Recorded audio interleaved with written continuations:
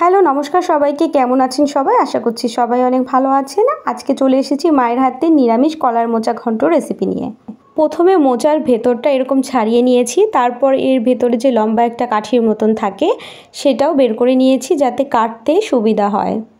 আবার অনেকে এটা কাটার সময় একবারে বের করে নেয়।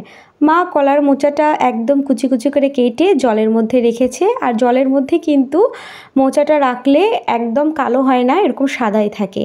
আর যত কুচি করে কাটা হবে তত কিন্তু ঘন্টটা সুন্দর হবে। আর নিয়েছি কাঁচামরিচ, কাঁচামরিচটা আপনারা স্বাদ বুঝে নেবেন।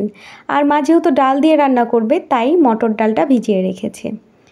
এখন মোচাটা একটু ভাপিয়ে নেবে। দিয়ে দিচ্ছে পরিমাণ মতো জল আর সামান্য লবণ। এরপর ঢেকে দিয়ে 10 মিনিট ভাপিয়ে নেবে। দেখুন ভাপানোর পরেও কিন্তু এটার কালারটা একদম চেঞ্জ হয়নি, সাদাই আছে। এরপর নামিয়ে নিয়েছে। এখন মা ডালটা বেটে নিচ্ছে। ডালটা অত মিহি করে বাটার দরকার নেই, একটু দানা দানা থাকলেও হবে। ডাল বাটাটা হয়ে গেছে। এখন মা একটু মশলা বেটে নিচ্ছে, সেটা হচ্ছে জিরা আর তেজপাতা, সামান্য পরিমাণেই বেটে নিচ্ছে। এই মশলাটা দিলে মোচা ঘন্টের স্মেলটা অনেক বেশি সুন্দর হয়। এরপর সিদ্ধ করে রাখা মোচাটা মা এরকম হাত দিয়ে চটকিয়ে নিচ্ছে। এখন অনেকে জিজ্ঞেস করবেন এটা করার কি দরকার? এটা করলে মোচা ঘন্টটা আরও বেশি সফট হয়, তবে না করলেও সমস্যা নেই। ডাল বাটাটার মধ্যে হলুদ লবণ দিয়ে মা মেখে নেবে। কড়াইতে এখন সর্ষের তেল গরম করতে দিয়ে তাতে 5 ফোড়ন দিয়ে দিল আর তেজপাতা। এখন ডাল বাটাটা দিয়ে দিচ্ছে। সামান্য পরিমাণেই ডাল বাটা নিয়েছে, খুব একটা বেশি না। এখন ডাল বাটাটাকে ভেজে নিচ্ছে।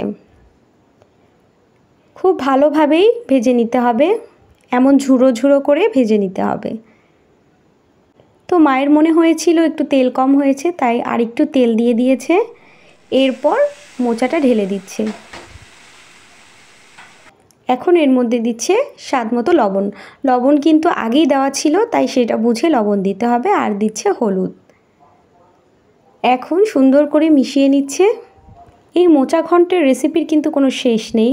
কেউ মাছ দিয়ে খায়, কেউ আবার গরম মশলা দিয়ে এমনি ঘন্ট করে খায়, আবার কেউ ডাল দিয়ে খায়, অনেক রকম হয়। তারপর মা বেটে রাখা মশলাটা দিয়ে দিচ্ছে। মশলাটা দিয়েও কিছুক্ষণ রান্না করে নিচ্ছে, তবে বেশিক্ষণ রান্না করার প্রয়োজন নেই, কারণ মোচাটা আগেই ভাপিয়ে নেওয়া ছিল। এই তো মোচাটা প্রায় হয়ে এসেছে। এখন এর মধ্যে মা দিয়ে দেবে ঘি। এতে কিন্তু কোনো গরম মশলা দেওয়ার প্রয়োজন নেই।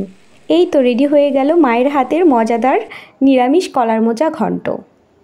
ঘন্টটা দেখতে কিন্তু বেশ হয়েছে, তাই না? যাই হোক, আমার ভিডিওটা কেমন লাগলো জানাবেন। আমার ভুল ত্রুটি ক্ষমা সুন্দর দৃষ্টিতে দেখবেন। ভালো থাকবেন সবাই। নমস্কার।